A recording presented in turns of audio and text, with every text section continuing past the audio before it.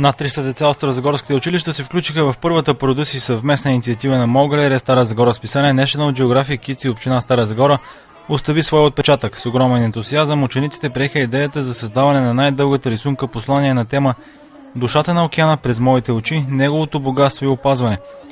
Инициативата предшества откриване на забележителната пътуваща експозиция "Душата на океана" на National Geographic, съвместен проект на МО-галерия Стара Загора, МО-галерия Бургас и National Geographic.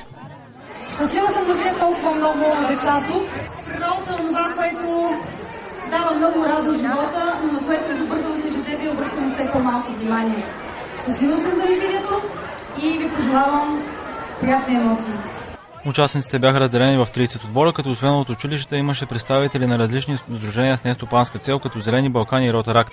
Събитието се проведе на пешеходната част на булевард Цар Симеон Велики пред община Стара Загора. Организаторите от МО-галерия Стара Загора осигуриха огромния пергамент, на който младите творци изразяваха идеите си, както и всички необходими материали за рисуване. Какво ще рисуваш днес? Нашата идея е да нарисуваме бога на моретата Посейдон първо. Отстрани ще нарисуваме различни корали, различни красиви риби, морски същества и като цяло това е нашата идея да създадем нещо красиво и да пресъздадем океаните. Защо трябва да пазим природата? Защо е важно? Природата е важна за всички нас, за цялото ни бъдеще. Тя е важна за целия свят и мисля, че трябва да я опазим, за да просто да заживеем по-добре. Защото искам да запазя България чиста. Ти какво ще нарисуваш? Ние сме един отбор и аз ще рисувам тец. Какво трябва да знаят хората, за да опазват околната среда? Защо е важно да го правим?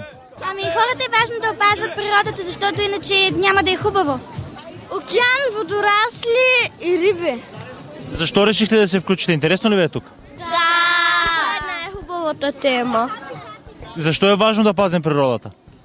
Защото без природата няма живот. Огромното 30-метрово платно послание ще бъде пренесено до МО-галерия Стара Загора, където от 1 юни ще стане част от неповторимата изложба на National Geographic "Душата на океана".